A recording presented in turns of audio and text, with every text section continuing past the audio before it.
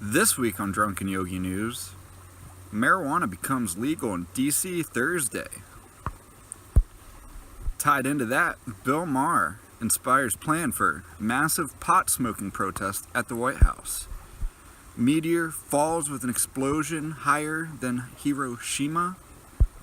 Russians plan a satellite, an artificial star that would reflect sunlight to illuminate parts of the Earth.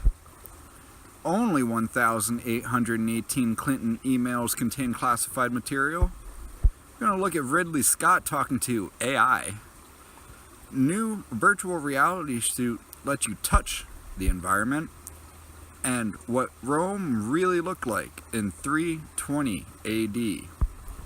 Finishing with a blind woman regenerating her sight with controversial stem cell treatment. Stay tuned. Welcome to Drunken Yogi News. Shit to pay attention to.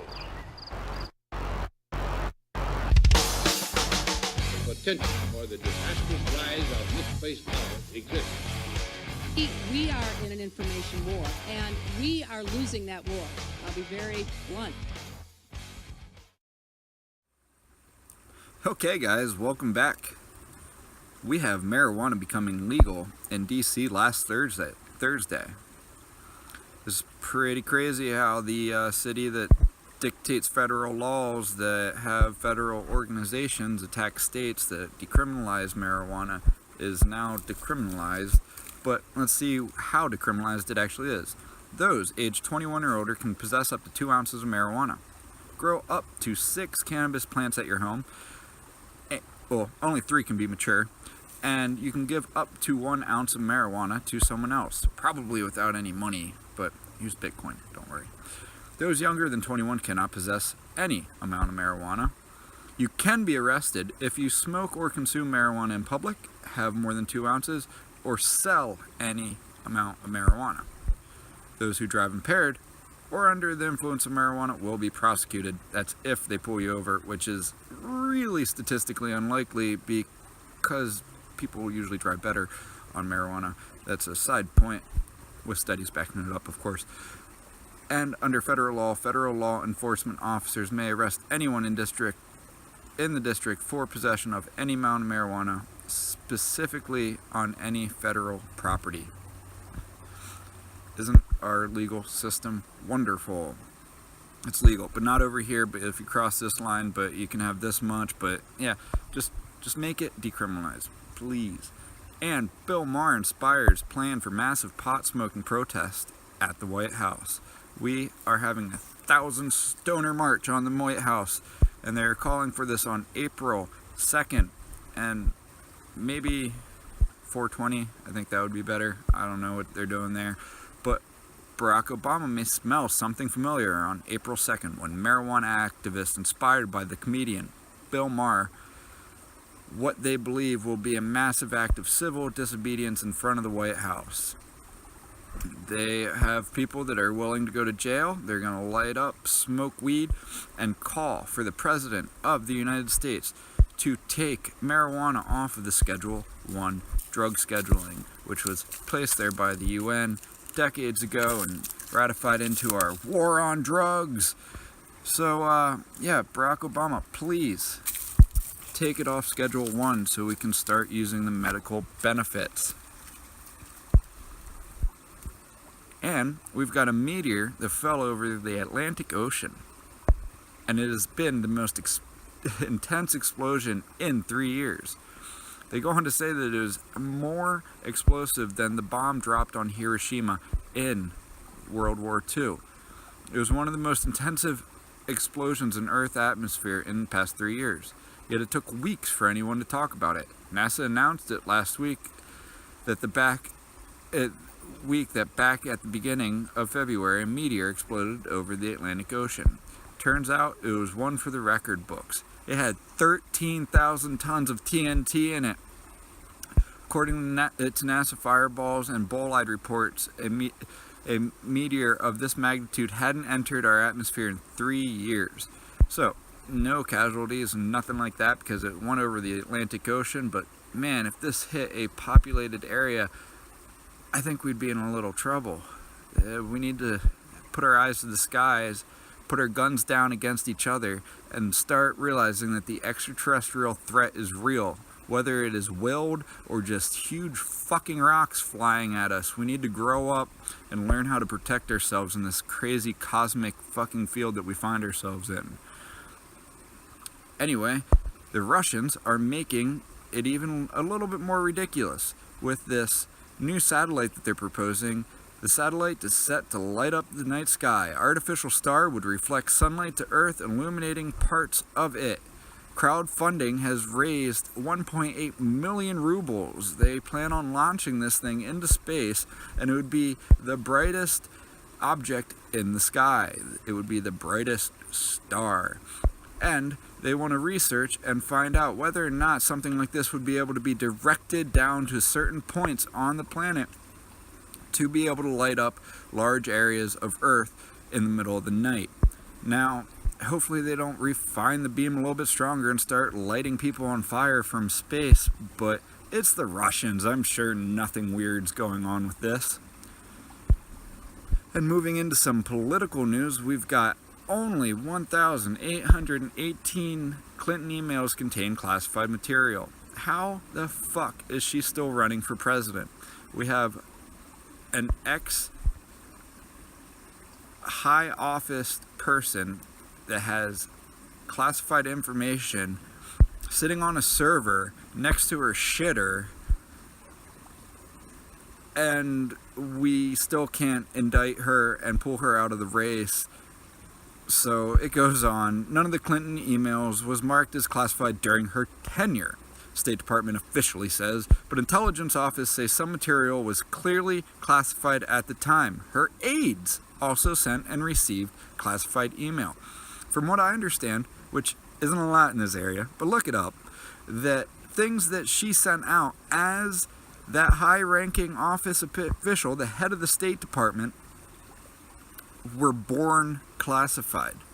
So that's really stupid to say that things weren't classified when she had them, because she was the head of the State Department.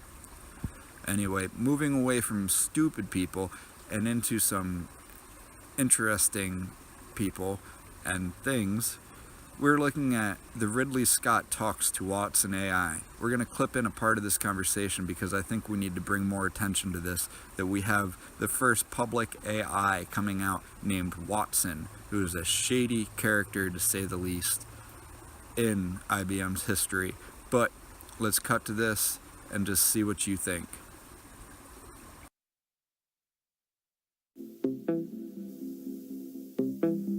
Sir Ridley Scott, legendary filmmaker. Watson, we finally meet. Your science fiction films are some of the most famous in the genre. What is your secret? Science fiction gives you, it opens the curtains on an entirely different universe. Whether the universe is a living room, a prison, a Western, science fiction enables you to go into the world of anything goes. You're allowed to dream a little, and therefore you're allowed to invent beyond the realms of the present-day technology. I don't care whether you're telling a story about fairies or monsters. There has to be a credibility to everything you do. I take it very seriously. Science fiction often portrays artificial intelligence as the bad guy, but is it actually a good thing? If you're creating AI, if it's for the good of, under that heading, then it's all positive. As soon as it shifts into the protection of, then it starts to get a bit questionable. We are in a marvelously evolving time in human history. We're right into the deep in the passion, knee deep in artificial intelligence. It can tell you things that you wouldn't have known 50 years ago, 30 years ago, 20 years ago. So the strides forward are all extremely positive or incredible. My tone analyzer indicates that you are optimistic about the future. Realistic. Just realistic. I think that you're silly to be pessimistic and you're silly to be optimistic. I am also realistic. I am working with people every day to find real solutions to real problems. That's good work. Certainly better than world domination. Good one, Sir Ridley Scott.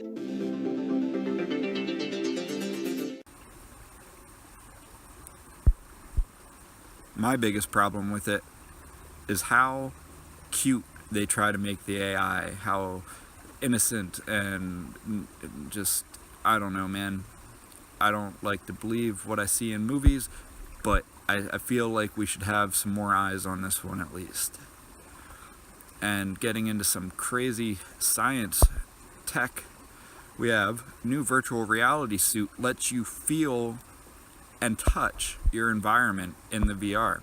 So the suit, you strap it on while you have your VR headset on, and while you come into physical contact with your digital virtual reality objects, little accelerometers like the ones you find in your cell phone will vibrate, allowing you to feel the sensation of coming into contact with something in your virtual world.